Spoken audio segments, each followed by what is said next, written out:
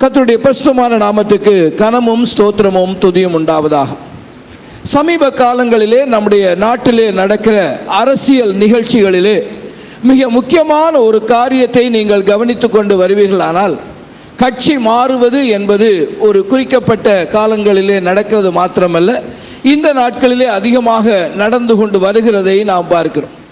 ஒரு கட்சியினுடைய வேட்பாளராக தெரிவு செய்யப்பட்டு அந்த கட்சியின் சார்பிலே அதனுடைய சின்னத்திலே நின்று அந்த தேர்தலிலே ஜெயித்து வெற்றி பெற்று சிறிய நாட்களிலே எந்த கட்சிக்கு எதிராக அவர் வாக்கு கேட்டாரோ அந்த கட்சியிலே போய் இணைந்து கொண்டு, இதுவரை எந்த கட்சியை குறை சொல்லி கொண்டு வந்தாரோ அந்த கட்சியையே குறையற்ற கட்சி என்று சொல்லி ஒரு கூச்ச நாச்சம் இல்லாமல் பேசுகிற புகழ்கிற காரியத்தை நாம் பார்க்கிறோம். இதை அரசியல் வட்டாரத்திலே அரசியல் துரோகம் என்று சொல்லுவார்கள். நீங்கள் பத்திரிகைகளை படிப்பீர்களானால் எதிர்க்கட்சியர் இதை எட்டப்பர் கூட்டம் என்று இந்த துரோகத்தை அடைமொழியினுடன் விமர்சிக்கிறதை குறித்து நாம் பார்க்கிறோம். குடும்பங்களை எடுத்து பார்த்தால் குடும்பங்களிலே அன்றாடம் நடக்கிற துரோகங்கள் இந்த நாட்களிலே பத்திரிகை செய்திகளாக வருகிறதை நாம் பார்க்கிறோம். மனைவி கணவனுக்கு துரோகம் செய்வதையும் கணவன் மனைவிக்கு துரோகம் செய்கிறதை குறித்தும் பல சமயங்களிலே நம்முடைய தொலைக்காட்சிகள் அவற்றுக்கே உறுதியான கவர்ச்சிகளோடு விமர்சித்து கொண்டிருக்கிறதை நாம் பார்க்கிறோம். இன்னொரு பக்கத்தில் இப்படிப்பட்ட துரோகங்கள் நடக்கிற பொழுது ஆவிக்குரிய வாழ்க்கையிலும் துரோகங்கள் நடந்து கொண்டிருக்கு. ஆண்டவராகிய தேவன் இஸ்ரவேல் ஜனங்களை தம்முடைய பிள்ளைகளாக தெரிந்து கொண்டு நடத்தின வேளையிலும் ஆண்டவருக்கு விரோதமாக இந்த இஸ்ரவேல் ஜனங்கள் துரோகம் செய்த அந்த ஆவிக்குரிய துரோகத்தை குறித்தும் நாம் படிக்கிறோம். எசேக்கியேல் 2ஆம் அதிகாரத்துடைய 3ஆம் வசனத்திலே அவர் என்னை நோக்கி, மனுபுத்திரனே, எனக்கு விரோதமாய் எழும்பின கலகக்கார ஜாதியாகிய இஸ்ரவேல் புத்திரத்துக்கு உன்னை அனுப்புகிறேன். அவர்களும் அவர்கள் பிதாக்களும் இந்நாள் வரைக்கும் எனக்கு விரோதமாய் துரோகம் செய்தார்கள் என்று நாம் பார்க்கிறோம். இப்படி அரசியலிலும் குடும்ப வாழ்க்கையிலும் அதே போல ஆவிக்குரிய காரியங்களிலும் இந்த துரோகங்கள் நடக்கிறதை நாம் பார்க்கிறோம். இந்த நாளிலே நாம் வாசித்த இந்த சங்கீதத்தின் பகுதி 55வது சங்கீதத்திலும் அதுபோல நாம் வாசிக்க கேட்ட வேத பகுதியாகிய மார்க்கின் 14ஆம் அதிகாரம் 10 முதல் 11 வசனம், 17லிருந்து 21 வசனங்களிலும் இந்த துரோகத்தை குறித்த காரியத்தை நாம் பார்க்கிறோம். இந்த தாவீது இந்த சங்கீதத்தை எழுதின வேளையிலே தனக்கு மிகவும் நெருக்கமான ஒரு நண்பனினாலே அவன் துரோகத்துக்கு உள்ளாகிறான். அதனால தான் இந்த சங்கீதத்துடைய 55வது சங்கீதத்துடைய 12, 13 வசனங்களே, என்னை நிந்தித்தவன் சத்ரு அல்ல, அப்படி இருந்தால் சகிப்பேன். எனக்கு விரோதமாய் பெருமை பாராட்டினவன் என் பகைஞன் அல்ல, அப்படி இருந்தால் அவனுக்கு மறைந்திருப்பேன். எனக்கு சமமான மனுஷனும் என் வழிகாட்டியும் என் தோழனும் ஆகிய நீயே அவன் என்று பார்க்க. தாவீது தனக்கு மிகவும் நெருக்கமான ஒரு நண்பனுடைய துரோகத்துக்கு அவன் ஆளாகிறான். நம்முடைய ஆண்டவரும் இரட்சகருமாகிய இயேசுவும் தன்னோடே இருக்கும்படி தன்னால் தெரிந்து கொள்ளப்பட்ட 12 அப்போஸ்தலரில் ஒருவனாயிருந்த யூதாசனாலே காட்டி கொடுக்கப்படுகிறார். இயேசு கிறிஸ்துடைய சிலுவையின் பாடுகளிலே இந்த துரோகத்திற்கு ஒரு முக்கிய இடம் உண்டு. லூக்கா 6ஆம் அதிகாரத்துடைய 16வது வசனத்திலே இந்த யூதாஸ் கரியோத்தை குறித்து அறிமுகப்படுத்துகிற பொழுது துரோகியான யூதாஸ் கரியோத்து என்று நாம் படிக்கிறோம். மார்க் எழுதின நற்செய்தி நூலிலே நாம் 14ஆம் அதிகாரம் 10லிருந்து 11 வரை உள்ள வசனங்களிலே தமிழிலே நாம் படிக்கிற பொழுது காட்டி கொடுப்பதற்கு அல்லது காட்டி கொடுக்கும் படி என்ற வார்த்தைகளை படிக்கிறோம். அதையே நீங்கள் ஆங்கில வேதாகமத்திலே படித்தால் இந்த காட்டி கொடுத்த என்ற வார்த்தைக்கு துரோகம் பண்ணினான் என்ற வார்த்தையாகிய டு பிட்ரே என்ற வார்த்தை போட்டிருக்கிறது. வாசிப்பீர்களானால், then Judas Iscariot, who was one of the 12, went to the chief priest in order to betray him என்று போட்டிருக்கிறது. தமிழிலே காட்டி கொடுத்தல் என்று எழுதப்பட்டிருக்கிறது, ஆங்கிலத்திலே துரோகம் என்ற அர்த்தத்திலே பயன்படுத்துகிறோம். நம்பிய நண்பர்கள் துரோகம் செய்கிறார்கள், குடும்ப அங்கத்தினர்கள் துரோகம் செய்கிறார்கள். இப்படி பலவிதமான துரோகங்களை நம்முடைய வாழ்க்கையிலே நாம் சந்திக்கிறோம். சங்கீதம் 41ஆம் சங்கீதத்துடைய 9ஆம் வசனத்திலே, என் பிராண சிநேகிதனும் நான் நம்பினவனும் என் அப்பம் புசித்தவனுமாகிய மனுஷனும் என்மேல் தன் குதிக்காலை தூக்கினான் என்று பார்க்கிறோம். விசுவாசிகளாகிய நாமும் நம்முடைய வாழ்க்கையிலே பல வேளைகளிலே துரோகங்களுக்கு முகம் கொடுக்க வேண்டியதாக இருக்கிறது. இந்த துரோகங்கள் எங்கள் வாழ்க்கையில் எந்த பாதிப்பையும் ஏற்படுத்தவில்லை என்று போலியாக சொல்லி நாம் கடந்து போய்விட முடியாது. காரணம், இந்த துரோகங்கள் நிச்சயமாகவே நம்முடைய வாழ்க்கைக்குள்ளே பாதிப்பை உண்டு பண்ணுகிறது. ஆனால் அதே வேளைகளிலே உலகத்திலே இருக்கக்கூடிய அரசியல்வாதிகளும் உலகத்து மக்களும் இந்த துரோகத்தை கையாள்வது போல நாம் கையாண்டு விட முடியாது. காரணம், கர்த்தராகிய இயேசு கிறிஸ்துவை பின்பற்றும்படி அழைக்கப்பட்டவர்கள். ஒரு கிறிஸ்தவனாக நாம் இந்த துரோகங்களை எப்படி கையாள்வது என்பதுதான் இந்த சங்கீத புஸ்தகத்தில் இருந்தும் நாம் வாசித்த வேத பகுதியிலிருந்தும் நாம் கற்றுக்கொள்ள வேண்டிய பாடம். அதனாலே தான் இன்றைக்கு என்னுடைய செய்தியினுடைய தலைப்பு, கிறிஸ்தவ வழியிலே துரோகத்தை கையாள்வது எப்படி. How to handle the betrayal in the Christian way. முதலாவதாக நாம் கவனிக்கிற பொழுது இந்த துரோகம் இளைப்பை உண்டாக்குகிறது என்று பார்க்கிறோம். 1 முதல் 5 வரை உள்ள வசனங்களிலே நாம் பார்க்கிற பொழுது அவன் தேவனை நோக்கி ஜெபிக்கிறது மாத்திரமல்ல, அவன் 3வது வசனத்தில் இருந்து பார்க்கிற பொழுது அவர்கள் என்மேல் பழிசாட்டி குரோதம் கொண்டு என்னை பகைக்கிறார்கள், என் இருதயம் எனக்குள் வியாகுலப்படுகிறது என்று சொல்லுகிறான். ஒருவர் நம்முடைய வாழ்க்கையிலே நமக்கு துரோகத்தை இழைக்கிற பொழுது, இந்த துரோகத்தை எதிர்நோக்குகிற பொழுது முதலாவது பாதிப்படைகிற இடம் நம்முடைய இருதயம் என்பதை நாம் மறந்துவிடக்கூடாது. நம்முடைய இருதயத்திலே ஒருவர் செய்கிற துரோகம் பலவிதமான எண்ணங்களை நமக்குள்ளே உருவாக்கும். இதை சங்கீதக்காரன் சொல்லுகிறதை கவனிப்பீர்களானால் பலவிதமான உணர்வுகள் அவனுக்குள்ளே உண்டானதை அவன் சொல்லுகிறான். முதலாவது, மரண திகில் என்மேல் விழுந்தது, பயமும் நடுக்கமும் என்னை பிடித்தது, அருக்களிப்பு என்னை மூடிற்று என்று சொல்லுகிறான். ஒருவர் செய்கிற துரோகத்தின் நிமித்தமாக அவனுடைய வாழ்க்கைக்குள்ளே உண்டாகிற பல உணர்வுகள் இங்கே பதிவு செய்யப்படுகிறதை பார்க்கலாம். அருமையான தேவ ஜனமே, நம்முடைய வாழ்க்கையிலே நாம் வளர்ந்து கொண்டு வருகிற பொழுது பலவிதமான துரோகிகள் நம்முடைய வாழ்க்கைக்குள்ளே துரோகம் செய்கிற பொழுது நம்முடைய மனநிலைகள் எப்படி இருக்கும் என்று கவனித்து பாருங்கள். அது குடும்பமாக இருக்கலாம், நீங்கள் படிக்கிற இடமாக இருக்கலாம், நீங்கள் வேலை செய்கிற இடமாக இருக்கலாம், ஏன் நீங்கள் இருக்கிற திருச்சபையாக கூட இருக்கலாம். எல்லா இடங்களிலும் நம்முடைய வாழ்க்கையினுடைய ஏதோ ஒரு கட்டத்திலே அல்லது பல சந்தர்ப்பங்களிலே நாம் துரோகங்களுக்கு ஆட்படுவோம். அந்த துரோகம் என்ன விதமான உணர்வுகளை நமக்குள்ளே உண்டாக்கும். இதே சங்கீதம் 54க்கு முன்பாக உள்ள 54ஆம் சங்கீதத்தை படிப்பீர்களானால் அங்கே சீப் ஊரார் என்கிற ஒரு இடத்திலே போய் அந்த ஊரார் இடத்திலே தாவீது சவுலுக்கு பயந்து ஒளித்து கொண்டிருக்கிறான். எந்த நம்பிக்கையோடு ஒளித்து கொண்டிருக்கிறான்? இந்த ஊராருக்கு நான் முன்பு நன்மை செய்திருக்கிறேன், இந்த ஊரார் என்னை காப்பாற்றுவார்கள் என்று அவன் நம்பி அங்கே ஒளிந்து கொண்டிருக்கிறான். ஆனால் 54ஆம் சங்கீதத்தை நீங்கள் எடுத்துக்கொண்டு அதற்கு மேலுள்ள பகுதியை பார்த்தீர்களானால் அந்த சீப் ஊரார் அவர்கள் ஒளித்திருந்த இடத்தை காட்டி கொடுக்கிறார்கள் என்று நாம் பார்க்கிறோம். யோபுவுடைய வேலைக்காரரை பார்க்கிறோம். அவர்களுக்கு இந்த யோபு சரீரத்திலே நல்ல நிலையிலே இருந்த பொழுது அருமையாக அவர்களுக்கு படி அளந்தான், அவர்களுக்கு வேலை கொடுத்தான், அவர்களுக்கு சம்பளம் கொடுத்தான், அவருடைய துக்க நலங்களை விசாரித்தான், அவர்களுக்கு வேண்டிய பொருள் கொடுத்தான், அவர்களை நன்றாய் பராமரித்தான். ஆனால் இந்த யோபுவுடைய சரீரத்தினுடைய நிலை கெட்டு போன பொழுது யோபு 19ஆம் அதிகாரம் 15-16 வசனங்களை பாருங்கள். என் வீட்டு ஜனங்களும் என் வேலைக்காரிகளும் என்னை அந்நியனாக எண்ணுகிறார்கள், அவர்கள் பார்வைக்கு நான் பரதேசி ஆனேன். நான் என் வேலைக்காரனை கூப்பிடுகிற பொழுது அவன் எனக்கு உத்தரவு கொடான், என் வாயினால் நான் அவனை கெஞ்ச வேண்டியது ஆயிற்று என்று பார்க்க. அப்போ ஒரு வேலைக்காரனாலே ஒரு துரோகத்தை குறித்த ஒரு காரியத்தை அவனுடைய இருதயத்திலே உண்டாகிற பாதிப்பை இந்த யோபுவிலே படிக்கிறோம். யோசுவாவின் நாட்களிலே எரிகோவினுடைய பட்டணத்தை பிடிக்கும் முன்பதாக இந்த யோசுவா ஒரு அறிவிப்பை செய்கிறான்.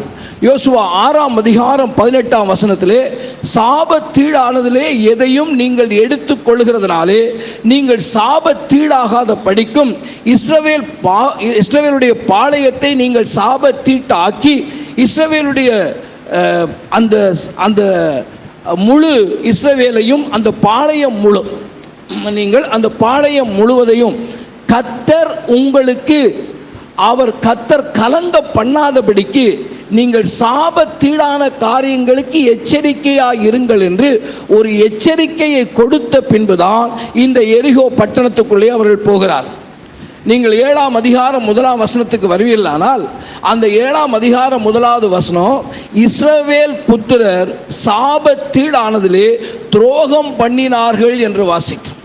அந்த துரோகத்தினுடைய முடிவு என்ன? அந்த முழு இஸ்ரவேல் ஜனங்களும் அதனாலே கலங்கி போனார். யோசுவா 7ஆம் அதிகாரத்துடைய 6ஆம் வசனத்தை எடுத்துக்கொண்டு பார்ப்பீர்களானால், அப்பொழுது யோசுவா தன் வஸ்திரங்களை கிழித்துக்கொண்டு அவனும் இஸ்ரவேலின் மூப்பரும் சாயங்காலம் மட்டும் கர்த்தருக்கு முன்பாக, கர்த்தருடைய பெட்டிக்கு முன்பாக தரையிலே முகங்குப்புற விழுந்து தங்கள் தலையிலே புழுதியை போட்டுக்கொண்டு கிடந்தார்கள் என்று பார்க்கும். சாலமோனுடைய நாட்களிலே தேவன் ஆலயத்தை கட்டுவித்தார். இந்த ஆலயத்தை பராமரிக்கவும் அதிலே பலி செலுத்தவும் ஜனங்களுக்காக ஊழியம் செய்யவும் ஆசாரியர்களை வைத்தார். அந்த ஆசாரியர்கள் என்ன செய்தார்கள் என்று ஆண்டவர் பின்னாளிலே பார்க்கிற பொழுது 2 நாளாகமத்தின் புஸ்தகம் 36ஆம் அதிகாரத்துடைய 14ஆம் வசனத்திலே, ஆசாரியரில் பிரதானமானவர்கள் யாவரும் ஜனங்களும் கூடி புற ஜாதிகளுடைய சகல அருவருப்புகளின் படியும் மிகவும் துரோகம் பண்ணி கர்த்தர் எருசலேமிலே பரிசுத்தம் பண்ணின அவருடைய ஆலயத்தை தீட்டுப்படுத்தினார்கள். முடிவென்ன? தேவனுடைய இருதயத்தை அவர்கள் வேதனைப்படுத்தினார்கள். அருமையான தேவஜனமே, ஒருவர் நமக்கு துரோகம் பண்ணும் பொழுது என்ன உண்டாகிறது என்று கேட்டால், நம்முடைய இருதயத்திலே இளைப்பு உண்டாடுகிறது. the weary by the betrayal. யாராவது ஒருத்தர் நமக்கு ஒரு துரோகம் பண்ணும் பொழுது, இன்னைக்கு நம்ம போலியாக பல வேளைகளிலே வீரர்களை போல சொல்லுவான், இதெல்லாம் எனக்கு ஒன்றும் இல்லைன்னு. ஆனால் உண்மையாக உள்ளத்தின் ஆழத்திலே, இருதயத்திலே அது பாதிப்பை உண்டாக்கும் என்பதை மறந்து விடாதீர்கள். 2வதாக நீங்கள் கவனிக்கிற பொழுது இந்த துரோகம் என்ன செய்கிறது என்று கேட்டால், வீணான எண்ணங்களை உருவாக்குகிறது. the betrayal, the wasteful thoughts-ஐ உண்டாக்கும். 2வது நீங்கள் கவனித்து பாருங்கள், 6 முதல் 9 வரை உள்ள வசனங்களிலே இந்த சங்கீதக்காரனாகிய தாவீது சொல்கிறான், அப்பொழுது எனக்கு புறாவை போல சிறகுகள் இருந்தால் நான் பறந்து போய் இளைப்பாறுவேன், நான் தூரத்திலே அலைந்து திரிந்து வனாந்திரத்திலே தங்கியிருப்பேன். 8ஆம் வசனத்திலே பாருங்கள், பெரும் காற்றுக்கும் புசலுக்கும் தப்ப தீர்வித்துக் கொள்வேன் என்று அவன் பார்க்க. இந்த தாவீது தன்னுடைய இருதயத்தினுடைய வியாகுலத்தினாலே இந்த இருதயத்துக்குள்ளே வீணான சிந்தனைகள் உருவாகிறது. முதலாவது, இந்த சூழ்நிலையிலிருந்து தப்பித்தால் போதும் என்று எண்ணுகிறான். இந்த துரோகத்தினுடைய நிலையிலே நான் நிற்காதபடி, இந்த துரோகத்தினால உண்டாகிற இளைப்பாறுதல் இல்லாத இந்த இடத்திலிருந்து நீங்கி எனக்கு இளைப்பாறுதல் கிடைக்கிற ஒரு இடத்திலே போய் நான் தங்க முடிந்தால் நலமாய் இருக்கும் என்று நினைக்கிறான். அதனால் அவன் என்ன நினைக்கிறான், வேகமாய் பறந்து போவதற்கு ஒரு புறாவுக்கு கூட ஒரு சிறகு இருக்கிறதை போல எனக்கு ஒரு சிறகு இருந்தால் நான் பறந்து போய் விடுவேன் என்று நினைக்கிறான். தேவனாகிய கர்த்தர் மனிதனை எப்படி உருவாக்கி இருக்கிறார் என்று அறியாதவன் அல்ல இந்த சங்கீதக்காரனாகிய தாவீது. தேவனாகிய கர்த்தர் மனிதனுக்கு நடக்க கால்களை கொடுத்தாரே தவிர பறப்பதற்கு சிறகுகளை கொடுக்கவில்லை. இப்பொழுது அவனுடைய இருதயத்துக்குள்ளே ஏற்பட்ட இளைப்பு வீணான சிந்தனைகளை அவனுக்குள்ளே தோற்றுவிக்கிறது. இப்பொழுதுடைய சூழ்நிலையிலே எனக்கு ஒரு சிறகு இருந்தால் நலமாக இருக்கும், நான் பறந்து எங்கேயாவது போய்விடுவேனே. அடுத்தது அவன் என்ன நினைக்கிறான், ஒரு பெரும் காற்றோ ஒரு புயலோ அடித்து என்னை இந்த இடத்தில் இருந்து தூக்கி கொண்டு போனால் நலமாக இருக்குமே என்று சொல்லி அவன் நினைக்கிறான். அடுத்தது அவன் என்ன நினைக்கிறான், அன்றைக்கு பாபேல் கோபுரம் கட்டப்பட்ட பொழுது தேவனாகிய கர்த்தர் அவருடைய எதிராளிகளுடைய பாஷையை தாறுமாறு ஆக்கிறது போல எனக்கு விரோதமாய் துரோகம் செய்கிற இந்த துன்மார்க்கருடைய ஆலோசனையை தேவன் பிரிந்து போக பண்ணும்படி அவன் விண்ணப்பிக்கிறான். அருமையான தேவஜனமே, ஒருவர் நமக்கு துரோகம் பண்ணும் பொழுது நமக்குள்ளே ஏற்படுகிற வீணான எண்ணங்களை கவனித்து பாருங்கள். பல இடங்களிலே நம்முடைய வார்த்தை தவறி நான் சொல்லுவோம். அவன் கொள்ளையிலே போக, அவன் தலையிலே இடி விழ, இப்படிப்பட்ட வார்த்தைகளை நாம் பேசுகிறோம். ஏன் பேசுகிறோன்னு கேட்டால், நாம் பேசுகிறதுனால அவன் நிச்சயமாக நமக்கு துரோகம் பண்ணியிருந்தாலும் அவன் தலையில் இடி விழுன்னு நம்ம சொல்லுகிறதுனால அவன் தலையில் எந்த இடியும் நிச்சயமாக விழப்போகிறதில்லை. ஆனால் நம்முடைய இருதயத்துக்குள்ளே உண்டாகிற சிந்தனைகள் இன்னொருவனுடைய அழிவை நோக்கி, அந்த துரோகத்தினுடைய துரோகம் செய்த மனிதனை, அந்த துரோகத்துக்கு ஒரு பலனை தேவன் கொடுத்துடக்கூடாதா என்று வீணான சிந்தனைகளை இந்த துரோகம் உண்டாக்குது. மூன்றாவது காரியத்தை நீங்கள் கவனிப்பீர்களானால் இந்த துரோகத்தினுடைய கொடுமையை குறித்து பார்க்கிறோம். The wickedness of the betrayal. 9ஆம் வசனத்துடைய 2ஆம் பகுதியிலிருந்து 11ஆம் வசனம் வரைக்கும் பாருங்க. கொடுமையும் சண்டையும் நகரத்திலே கண்டேன், அவைகள் இரவும் பகலும் அதன் மதில்கள் மேல் சுற்றித் திரிகிறது. அக்கிரமும் வாதையும் அதன் நடுவில் இருக்கிறது, கேடுபாடுகள் அதன் நடுவில் இருக்கிறது, கொடுமையும் கபடையும் அதன் வீதியிலே விட்டு விலகிறது இல்லை என்று அவன் சொல்கிறான். மூன்றாவதாக இந்த துரோகம் என்ன செய்கிறது என்று கேட்டால் அது அடுத்த லெவலுக்கு போகிறது. இந்த துரோகிகள் வாசம் பண்ணுகிற இடத்திலே நன்மை இல்லை என்று இந்த தாவீது காண்கிறான். அந்த நகரத்திலே என்ன, ஒரு நகரம் என்று சொல்லுவது சமாதானத்தின் பட்டணமாக இருக்க வேண்டும். ஒரு நகரம் என்று சொல்லுவது மதில் சூழ்ந்த பட்டணமாக அன்றைக்கு இஸ்ரவேல் பட்டணங்கள் இருந்தது. அந்த மதில்களுக்குள்ளே சமாதானமும் சந்தோஷமும் மகிழ்ச்சியும் இருக்க வேண்டிய அந்த நகரத்திலே துரோகிகள் இருக்கிறதன் காரணத்தினாலே, துரோகம் அங்கே கோலோச்சினதன் காரணமாக என்ன இருந்தது என்று பார்த்தால் கொடுமை, சண்டை, அக்கிரமம், வாதை, கேடுபாடுகள், கபடு இருக்கிறது. ஆங்கிலத்திலே அந்த வசனங்களை கவனித்து பார்த்தால் சொல்லப்படுகிற வார்த்தையை பாருங்க. Violence, strife, iniquity, mischief, destruction, oppression and deceit. காரணம் என்ன? இந்த துரோகம் என்று சொல்லுவது ஒரு நிலையிலே நிற்காது. துரோகம் செய்வதற்கான எண்ணம் அந்த எண்ணத்தோடு மட்டும் நிற்கிறதில்லை. அது என்ன கொண்டு வருகிறது என்று கேட்டால் அது கேடுபாடுகளை உருவாக்குகிறது. இந்த யூதாசுடைய மனதிலே ஆண்டவராகிய இயேசுவை காட்டி கொடுக்க வேண்டும் என்ற எண்ணத்தோடு அவன் நின்று விடாதபடி அந்த எண்ணத்தை அவன் செயல்படுத்தும்படி பிரதான ஆசாரியிடத்திலே போகிறான், வஞ்சகமான பேச்சை பேசுகிறான், அவருடைய சூழ்ச்சிக்கு உட்படுகிறான். முடிவு வரை அந்த சூழ்ச்சியை நிறைவேற்றி முடிக்க அந்த துரோகத்தின் பாதையிலே கொடுமையான பயணத்தை செய்கிறான். இந்த துரோகம் செய்கிற இந்த எண்ணம் உள்ளத்துக்குள்ளே வரும் பொழுது அது ஒரு நிலையிலே நிற்காது. சமாதானமும் சந்தோஷமும் மகிழ்ச்சியும் நீதியும் ஒழுங்கும் ஆசீர்வாதமும் இருக்க வேண்டிய நகரத்திலே துரோகங்கள் வந்துவிட்டால் இதற்கு எதிரான காரியங்கள் தான் வரும். நகரத்தில் மாத்திரமல்ல, நம்முடைய குடும்பங்களுக்குள்ளும் நம்முடைய சொந்த ஜீவியங்களுக்குள்ளும் துரோகங்களுக்கு நாம் இடம் கொடுப்போமானால் முடிவு இப்படித்தான் இருக்கும். அதனாலே தான் அந்த வசனத்திலே நீங்கள் கவனிப்பீர்களானால் அதன் மதில்களிலே இது சுற்றி திரிகிறது என்று தாவீது ராஜா எழுதுகிறார். மதில் என்று சொல்லுவது என்ன? அது பாதுகாக்க நியமிக்கப்பட்டது. அந்த பாதுகாக்க நியமிக்கப்பட்ட அந்த காரியங்களே, அந்த மனிதர்களே துரோகம் செய்வீர்களானால் எப்படிப்பட்ட கொடுமை தேசத்திலே இருக்கும். உதாரணமாக யோசிச்சு பாருங்க. ஒரு தேசத்தை காப்பதற்கு அல்லது ஒரு நகரத்தை காப்பதற்கு அது காவலாளியை வைத்திருக்கிறார்கள். அந்த காவலாளி அந்த நகரத்திலே வருகிற மதிலின் மேலிருந்து அவன் காவல் காக்க வேண்டும். அங்கே இருக்கிற அந்த நகரத்துக்குள்ளே பிரவேசிப்பதற்கு போடப்பட்ட கதவுகளை அவன் காவல் காக்க வேண்டும். இப்பொழுது காசுக்கு ஆசைப்பட்டு அவன் துரோகம் பண்ணி அந்த கதவுகளை எதிராளிக்கு திறந்து விடுவானால் அந்த தேசம் சமாதானமாக இருக்க முடியுமா? இந்த துரோகத்தினால் உண்டாகிற கொடுமை இப்படித்தான். மதில்களாக வைக்கப்பட்டவர்களே துரோகம் செய்கிற கொடுமைகளை பல வேளைகளிலே நாம் பார்க்கிறோம். ஆண்டவராகிய தேவன் ஆவிக்குரிய காரியத்திலே இதை சொல்லுகிற பொழுது எரேமியா தீர்க்கதரிசன புஸ்தகம் 2ஆம் அதிகாரத்துடைய 8ஆம் வசனத்திலே கர்த்தர் எங்கே என்று ஆசாரியர்கள் சொல்லாமலும் வேதத்தை போதிக்கிறவர்கள் என்னை அறியாமலும் இருந்து மேய்ப்பர்கள் எனக்கு துரோகம் பண்ணினார்கள். தீர்க்கதரிசிகள் பாகால்களை கொண்டு தீர்க்கதரிசனம் சொல்லி வீணானவைகளை பின்பற்றினார். கொடுமை ஒரு லெவலில் நிற்கல, அந்த கொடுமை இன்க்ரீஸ் ஆகிறது. எப்படிப்பட்ட விக்கெட்னஸ் அங்கே வருகிறது, எப்படிப்பட்ட துரோகம் அங்கே வருகிறது. கர்த்தருடைய நாமத்தை கொண்டு உரைக்க வேண்டிய ஆசாரியர்கள், கர்த்தருடைய நாமத்தை கொண்டு மேய்க்க வேண்டிய மேய்ப்பர்கள் பாகால்களை கொண்டு தீர்க்கதரிசனம் சொல்லுகிறார்.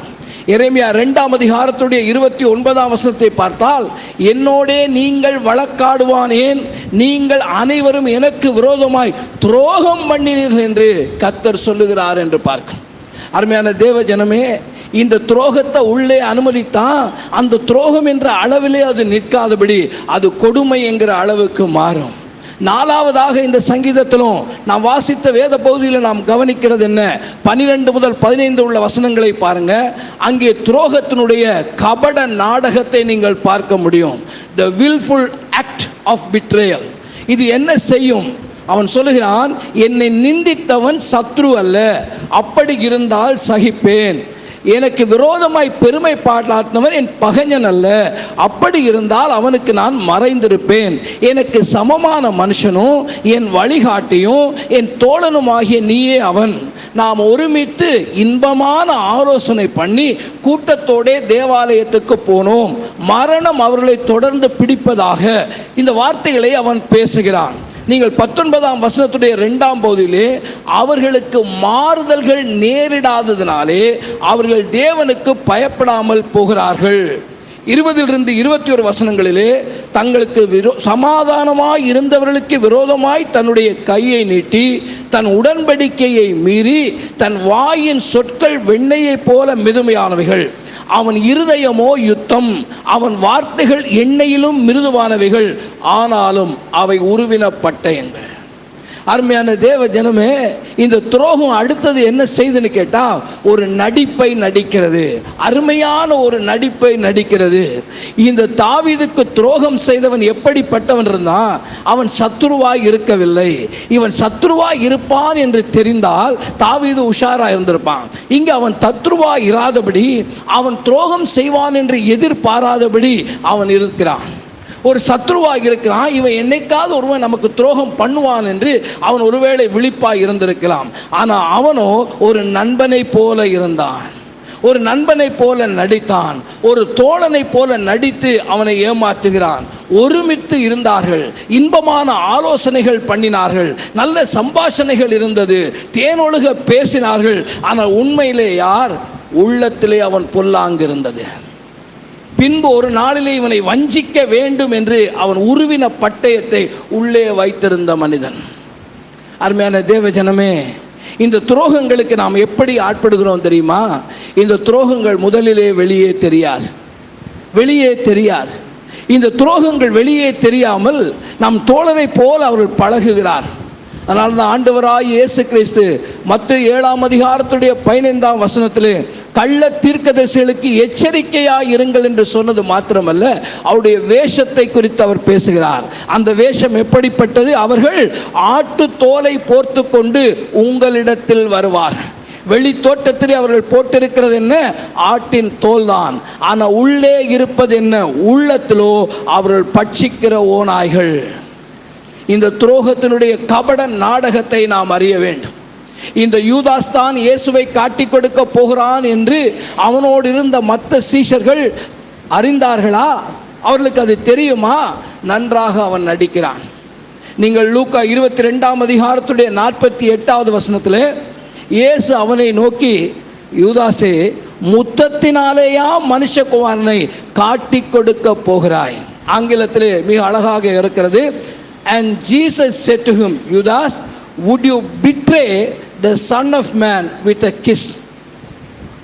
ஒருவரை ஆதரிக்க, அன்பு செலுத்த, நான் உன்னோடு இருக்கிறேன் என்று உறுதியாய் கூறுவதற்கு வைத்த ஒரு அடையாளங்களில் ஒன்றான முத்தத்தை இப்பொழுது அவரை காட்டி கொடுக்கிற ஒரு அடையாளமாக இந்த வேஷதாரியாகிய யூதாஸ் மாற்றுகிறான். இந்த யூதாஸ் யார்? இயேசுவினாலே அப்போஸ்தலனாக தெரிவு செய்யப்பட்டவன். இயேசுவினாலே செய்யப்பட்ட அற்புதங்களை தன்னுடைய இரு கண்களாலே கண்ட ஒரு மனிதன். இயேசுவினாலே உபதேசிக்கப்பட்ட அனைத்து உபதேசங்களையும் தன்னுடைய 2 காதுகளாலே கேட்டவன். மரித்த லாசருவை ஆண்டவராகிய இயேசு உயிர்ப்பித்த பொழுது அதற்கு சாட்சியாக அங்கே நின்று கொண்டிருந்தவன். ஆண்டவராகிய இயேசுவினாலே நம்பப்பட்டு அவர்களுக்கான பணப்பையை சுமக்கிறவனாய் இருந்தவன். 3 ஆண்டுகள் இயேசுவோடு உண்டு உறங்கி வாழ்ந்த ஒரு மனிதன். ஆலயத்தில் நீண்ட பொழுதுகளை அவரோடு செயல்பட்ட, அவரோடு கூட இருந்தவன்.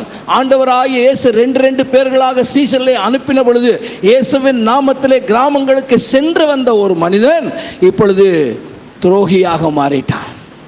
இப்பொழுது எப்படி மாறிட்டான்? துரோகியாக மாறிவிட்டான். கிறிஸ்தவ வாழ்க்கையில் இன்றைக்கு பலருடைய பிரச்சனை என்ன? நம்முடைய வாழ்க்கைக்குள்ள பல பிரச்சனை என்ன? இன்னைக்கு நடிப்பினால ஏமாந்து போகிறோம். கிறிஸ்தவ வாழ்க்கையிலுடைய ஏமாற்றங்களின் துரோகங்களிலும் முக்கியமான காரியம் என்ன தெரியுமா? we don't know how to discern people. மனிதர்களை வேறு பிரித்து அடிய முடியாதபடி நாம் துரோகிகளுக்கு இடம் கொடுத்து, துரோகங்களுக்கு இடம் கொடுத்து நம்முடைய வாழ்க்கைக்குள்ளே பலவிதமான துக்கங்களை நாம் வருவித்துக் கொள்கிறோம். வாசிச்சு பாருங்க, மத்தேயு 26ஆம் அதிகாரத்துடைய 23ஆம் வசனத்திலே ஆண்டவராகிய இயேசு சொல்லுகிறார், அவர் பிரதியுத்தரமாக, என்னோடே கூட தாளத்திலே கையிடுகிறவனே என்னை காட்டிக் கொடுப்பான். மனுஷகுமாரன் தம்மை குறித்து எழுதியிருக்கிறபடியே போகிறார். ஆகிலும் எந்த மனுஷனால் மனுஷகுமாரன் காட்டிக் கொடுக்கப்படுகிறாரோ அந்த மனுஷனுக்கு ஐயோ, அந்த மனுஷன் பிறவாதிருந்தால் அவனுக்கு நலமாயிருக்கும் என்றார். அதுக்கு அடுத்த வசனம் பாருங்க, இதே யூதாஸ் என்ன கேட்கிறான்? அவரை காட்டி கொடுத்த யூதாஸ் அவரை நோக்கி, ரவி நானோ என்கிறான். எல்லாரும் கேட்குறாங்க நானோன்னு. இவனும் அவங்களோட சேர்ந்து நடிக்கிறான் பாருங்க. இந்த கபட நாடகம் துரோகத்தாலே நம்முடைய வாழ்க்கைகளுக்குள்ளே வரும். பல வேளைகளில் அவர்கள் நடிக்கிறார்கள் என்று தெரியாதபடியே நாம் சிக்கிக்கொள்ளுகிறது உண்டு. அருமையான தேவ ஜனமே, இன்றைக்கு கிறிஸ்தவ விசுவாசத்தை நாம் காப்பாற்றி கொள்ள வேண்டுமானால், நாம் உண்மையாகவே விழிப்போடு இராவிட்டால் நம்முடைய கிறிஸ்தவ விசுவாசத்தை நாம் இழந்து போக நேரிடும். பல இடங்களிலே நாம் வஞ்சிக்கப்படுகிறோம். இந்த சிலுவைக்கு முன்பாக யூதாசினாலே ஆண்டவராகிய இயேசு துரோகியாலே காட்டி கொடுக்கப்படுகிறதை நாம் பார்க்கிறோம். ஆனால் இந்த துரோகம் நம்முடைய வாழ்க்கைக்குள்ளே வருகிறது. இந்த துரோகத்திலிருந்து விடுபடுவதற்கான வழி என்ன? ஐந்தாவது, the way to come out of this betrayal. துரோகத்திலிருந்து விடுதலை ஆவதற்கான வழி என்ன? இந்த சங்கீதங்களின் புஸ்தகம் 16லிருந்து 19 வரை உள்ள வசனங்களை பாருங்கள். 55ஆம் சங்கீதம் 16லிருந்து 19 வரை உள்ள வசனங்களிலே, நானும் தேவனை நோக்கி கூப்பிடுவேன், கர்த்தர் என்னை ரட்சிப்பார். அந்தி சந்தி மத்தியான வேளைகளிலும் நான் தியானம் பண்ணி முறையிடுவேன், அவர் என் சத்தத்தை கேட்பார். திரளான கூட்டமாய் கூடி என்னோடு எதிர்த்தார்கள், அவரோ எனக்கு நேரிட்ட போரை நோக்கி என் ஆத்மாவை சமாதானத்தோடு மீட்டார். ஆதி முதலாய் வீட்டிருக்கிற தேவன் கேட்டு அவர்களுக்கு பதிலளிப்பார் என்று பார்க்க. அது 22, 23 பாருங்க. நமக்கு மிக அருமையாக எல்லோருக்கும் பிடித்த ஒரு வசனம் அங்கே இருக்கு. கர்த்தர் மேல் உன் பாரத்தை வைத்துவிடு, அவர் உன்னை ஆதரிப்பார், நீதிமானை ஒருபோதும் தள்ளாட ஒட்டார். இந்த வார்த்தையை இந்த சங்கீதக்காரன் எந்த இடத்திலே பயன்படுத்துகிறான்? துரோகத்தினாலே வருகிற பிரச்சனையிலிருந்து விடுபடுவதற்காக அவன் சொல்லுகிற ஆலோசனையின் போது பயப்படுகிறான். எப்பொழுது அவன் இதை பயன்படுத்துகிறான்? எப்பொழுது உன்னுடைய பாரத்தை நீ கர்த்தரிடத்திலே வைத்துவிடு, உன்னுடைய கர்த்தர் மேல் உன்னுடைய பாரத்தை வைத்துவிடு, அவர் உன்னை ஆதரிப்பார் என்று சொன்னதுக்கு காரணம் என்ன? இந்த துரோகம் செய்கிறவர்கள் நம்முடைய வாழ்க்கையிலே துரோகம் செய்யும் பொழுது நீ என்ன பண்ணிராத, நீயும் துரோகியா மாறி அவர்களுக்கு எதிராக இன்னொரு துரோகத்தை செய்து விடாமல் நீ நீதிமானாயிரு.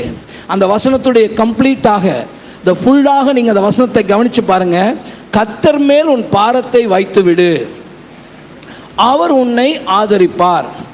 அதோடு அந்த வசனம் முடியலைங்க, நீதிமானை ஒருபோதும் தள்ளாட விட்டார். எந்த அர்த்தத்திலே தாவீது இந்த சங்கீதத்திலே இந்த வார்த்தைகளை பேசுகிறான்?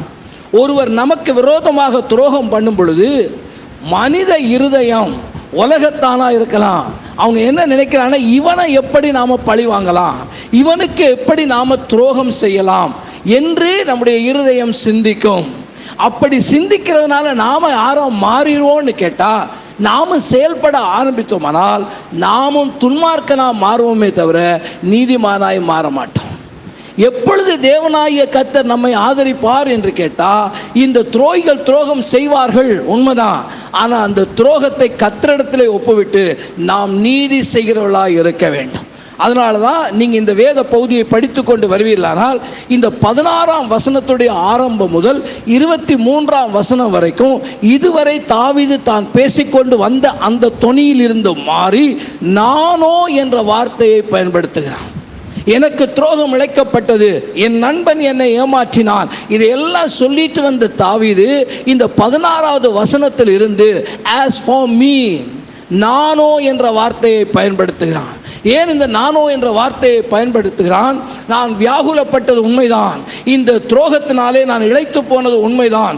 ஆனாலும் இந்த இடத்திலும் என்னை ரட்சிக்க வல்லவராகிய தேவனை நோக்கி பார்க்கிறேன். அதனால தான் 16ஆம் வசனத்திலே சொல்கிறான், நானோ தேவனை நோக்கி கூப்பிடுவேன், கர்த்தர் என்னை ரட்சிப்பார், நானோ உம்மை நம்பி இருக்கிறேன். எந்த நம்பிக்கையோடு அவன் கூப்பிடுகிறான்? எந்த நம்பிக்கையோடு அவன் கூப்பிடுகிறான்? தேவன் என்னை எந்த நிலையிலும் ரட்சிக்க வல்லவராய் இருக்கிறார் என்று நினைத்து அவன் கூப்பிடுகிறான். அதனால தான் இந்த சங்கீதத்துடைய ஆரம்ப பகுதி ஒரு ஜெபத்தோடு ஆரம்பிக்கிறது. தேவனே, என் ஜெபத்தை கேளும், என் விண்ணப்பத்திற்கு மறைந்திராதையும், எனக்கு செவி கொடுத்து எனக்கு உத்தரவு அருளி செய்யும். ஒரு மனிதனிடத்தில் போய் நின்று இவங்கெல்லாம் எனக்கு துரோகம் பண்ணிட்டாங்க ஐயான்னு அவன் கதறல. ஒரு அரசியல்வாதி இடத்துல போய் நின்று ஐயா இப்படி எனக்கு ஒரு துரோகம் நடந்து போச்சுன்னு அவன் கதறல. அவன் தன்னுடைய தேவனிடத்திற்கு வருகிறான், தேவனை நோக்கி பார்த்து சொல்லுகிறான், ஆண்டவரே என் விண்ணப்பத்தை கேளுங்க ஆண்டவரே, என்னுடைய இருதயத்தின் இழைப்பை பாருங்க ஆண்டவரே, எனக்கு செய்யப்பட்ட துரோகத்தை நோக்கி பாருங்க ஆண்டவரே என்று அவன் கர்த்தரிடத்திலே கொண்டு போகிறான். மனிதர்கள் துரோகம் செய்தவனுக்கு நான் எப்படி துரோகம் செய்யலாம், நான் எப்படி அவர்களை வஞ்சிக்கலாம், நாம எப்படி அவங்களை ஏமாற்றலாம் என்று பார்த்து கொண்டிருக்கிறோம். ஆனால் தேவனாகிய கர்த்தரை பின்பற்றுகிற நமக்கு தேவன் வைத்திருக்கிற ஒரே ஒரு வழி இருக்கு. இந்த துரோகத்தை மேற்கொள்வதற்கு தேவன் வைத்திருக்கிற ஒரே ஒரு வழி இருக்கு. Take everything to the God in prayer. ஆண்டவராகிய தேவனிடத்திலே இந்த துரோகத்தையும் நாம் ஜெபமாக கொண்டு போக வேண்டும். சங்கீதங்களின் புஸ்தகம் 40ஆம் சங்கீதத்துடைய 4ஆம் வசனத்திலே, அகங்காரிகளையும் பொய்யை சார்ந்திருக்களையும் நோக்காமல் கர்த்தரையே தன் நம்பிக்கையாய் கொண்ட மனுஷன் பாக்கியவான்.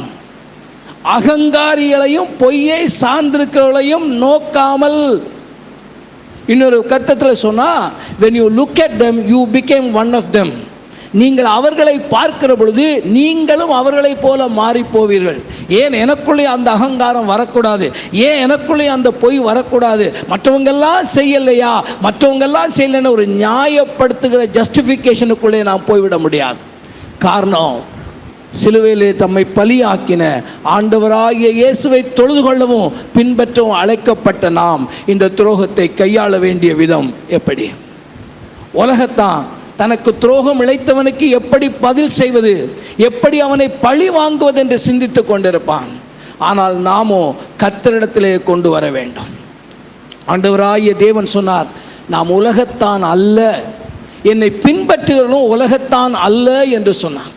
யோவான் 17ஆம் அதிகாரம் 14வது வசனத்திலே ஆண்டவர் சொன்னார், உம்முடைய வார்த்தையை அவர்களுக்கு கொடுத்தேன். இன்றைக்கு கிதியோன் இன்டர்நேஷனலில் இருந்து வந்தார்கள். அவர்கள் எதை கொடுக்கிறார்கள்? கர்த்தருடைய வார்த்தையை கொடுக்கிறார். இந்த வார்த்தையை பெற்றுக்கொள்ளவர்கள் யார் தெரியுமா? அந்த வார்த்தையை உள்ளத்திலே வாங்குகிறவர்கள் யார் தெரியுமா? உண்மையாகவே அந்த வார்த்தை மேலே நம்பிக்கை வைக்கிறவர்கள் யார் தெரியுமா? திரும்ப அதை வாசிங்க. யோவான் 17ஆம் அதிகாரம் 14ஆம் வசனம், நான் உம்முடைய வார்த்தையை அவர்களுக்கு கொடுத்தேன், நான் உலகத்தார் அல்லாதது போல அவர்களும் உலகத்தார் அல்ல, அதனாலே உலகம் அவர்களை பகைத்தது. உலகம் பகைக்கும், உலகம் துரோகம் செய்யும். ஆனால் நாம் செய்ய வேண்டியது என்ன? கர்த்தர் மேலே நம்பிக்கை வைப்போம். இந்த துரோகத்தை நம்ம எப்படி கையாள போகிறோம்? திரும்பவும் நாம் இன்னொருத்தர் துரோகம் செய்ய போகிறோமா? இல்லை. அப்படி செய்வோமானால் நாம் நீதிமானாக முடியாது, நாம் துரோகிகளாக மாறிவிடுவோம். அதனால தான் இந்த சங்கீதத்துடைய 18ஆம் வசனத்திலே தாவீது ஒரு நிச்சயத்தோடு சொல்கிறான், அவரோ எனக்கு நேரிட்ட போரை நீக்கி என் ஆத்துமாவை சமாதானத்தோடு அவர் மீட்டு விட்டார் என்று சொல்லுகிறான். சங்கீதம் 16ஆம் சங்கீதத்துடைய 10ஆம் வசனத்திலே, என் ஆத்துமாவை பாதாளத்தில் விடீர், உம்முடைய பரிசுத்த வானை அழிவை காண ஒட்டீர் என்று பார்க்கிறோம். அருமையான தேவஜனமே, இந்த பாதை வழியாய் கடந்து போனதுனாலே தான் நம்முடைய ஆண்டவராகிய இயேசு கிறிஸ்துவை குறித்து நாம் பார்க்கும் பொழுது அவர் துரோகிகளை கூட மன்னிக்கிற தேவனாக இருந்தார். சிலுவை எதற்கு அடையாளம்? சிலுவை தியானங்களை இந்த நாட்களிலே செய்கிறோமே, இந்த சிலுவை எதற்கு அடையாளம்? துரோகம் செய்தவனுக்கு துரோகம் செய்கிறதனுடைய அடையாளம் அல்ல சிலுவை. சிலுவை துரோகம் செய்கிறவனை மன்னிப்பது. சிலுவை துரோகம் செய்த அந்த துரோகத்தினுடைய உண்டாகிற இருதயத்தின் இழைப்பை தேவனுடைய சமூகத்திலே கொட்டி இருக்கு. அதனால தான் அந்த 22வது வசனத்திலே தான் தைரியம் அடைந்தவனாக தாவீது சொல்கிறான், கர்த்தர் மேல் உன் பாரத்தை வைத்துவிடு, அவர் உன்னை ஆதரிப்பார், அவர் நீதிமானை ஒருபோதும் தள்ளுவதில்லை. ஆண்டவராகிய இயேசு இந்த 55ஆம் சங்கீதத்தினுடைய துரோகத்தை அவர் சந்தித்தார். அவர் அதிலே ஜெயம் எடுத்தார். தாவீது இந்த பாதை வழியாய் கடந்த பொழுது தேவன் தன்னுடைய ஆத்துமாவை பலப்படுத்துவார் என்று நம்பி கர்த்தரிடத்திலே ஒப்புக் கொடுத்தார். இந்த நாளிலே அடியானுடைய செய்தியை கேட்டுக்கொண்டிருக்கிற அருமையானவர்களே, வெளியிடத்திலிருந்து கேட்கிறவர்களே, உடைய இருதயம் ஏதோ ஒரு சோகத்தினாலே, ஏதோ ஒரு துரோகத்தினாலே சோகமடைந்திருக்கிறதா? என் குடும்பத்தில் இவங்களை நம்பியிருந்தேன், இவங்க எனக்கு துரோகம் பண்ணிட்டாங்க, இவங்க எப்படி செய்வாங்கன்னு நாங்கள் எதிர்பார்க்கலையா அப்படின்னு சொல்லுகிறவர்கள் ஏராளம். என் ஆஃபீஸில் இவங்களை இவ்வளவோ நம்பினேன், இவங்க எல்லாம் சேர்ந்து எனக்கு ஒரு துரோகம் பண்ணிட்டாங்க, இதனால் நீ இளைத்து போகிறாயா? சிலுவை அண்டை வா, சிலுவையிலே உனக்கு ஒரு இடம் இருக்கிறது. உன் ஆத்துமாவுக்கு இளைப்பாறுதல் தேவன் அங்கே இருக்கிறார். நீ செய்ய வேண்டியதெல்லாம் துன்மார்க்கனுக்கு துன்மார்க்கம் செய்யும்படி உன்னை அழைக்கல, துரோகிக்கு துரோகம் செய்யும்படி தேவன் உன்னை அழைக்கவில்லை. உன்னை அழைத்த தேவன் நீ அந்த துரோகத்தின் மத்தியிலும் நீதிமானாக இருந்து தேவனிடத்திலே உன்னுடைய காரியங்களை கொண்டு போவாயானால் உன்னை ஆறுதல் படுத்தவும், உன்னை தேர்தல் படுத்தவும், உனக்கு சமாதானத்தை கட்டளையிடவும் அவர் வல்லமை உள்ள தேவனாக இருக்கிறார். கண்களை மூடுவோம், தலைகளை தாழ்த்துவோம். Yes, there's a Christian way of handling betrayal. இந்த துரோகத்தை கையாளுவதற்கான கிறிஸ்தவ வழி என்று ஒன்று உண்டு. இத்தனை ஆண்டுகள் இந்த ஆலயத்துக்கு நீங்கள் வரலாம், கிறிஸ்தவ ஜீவியத்தில் இத்தனை ஆண்டுகள் நீங்கள் நடந்து கொண்டிருக்கலாம். ஆனால் எத்தனையோ காலங்களிலே உங்கள் வாழ்க்கையிலே துரோகத்தினாலே நீங்கள் பாதிக்கப்பட்டிருப்பீர்களானால் கர்த்தரிடத்தில் இன்றைக்கு உங்களை ஒப்புக்கொடுங்க. ஆண்டவரே, எத்தனையோ மனிதருடைய துரோகத்தினாலே என்னுடைய இருதயத்துக்குள்ளே இளைப்பு உண்டானது உண்மைதான், அவர்களுக்கு அழிவு வர வேண்டும் என்று நான் நினைத்தது உண்மைதான். ஆனால் சிலுவை நாதராகிய நீர் எங்களுக்கு முன்பாக நிற்கிறீர். ஆண்டவரே, நீர் துரோகம் செய்தவனை மன்னித்த தேவன். பிதாவே, அவர்கள் அறியாமல் செய்கிறார் என்று சொன்ன அந்த ஆண்டவராகிய தேவனாகிய இயேசுவை பின்பற்றுகிற எனக்குள்ளே அந்த சுபாவத்தை தார். கிறிஸ்தவ வழியிலே நான் துரோகங்களை கையாளுகிற கிருபை எனக்கு உண்டாயிருப்பதாக. நல்ல பிதாவே, இந்த நாளில் ஆண்டவரே, துன்மார்க்கனுக்கு ஏற்ற துன்மார்க்கத்தை நான் செய்யாமலும், துரோகிக்கு ஏற்ற துரோகத்தை நான் செய்யாமலும் நீதிமானுடைய பாதையிலே நடக்க எங்களுக்கு பலன் தார். இயேசுவின் நாமத்தில் பிதாவே, ஆமென்.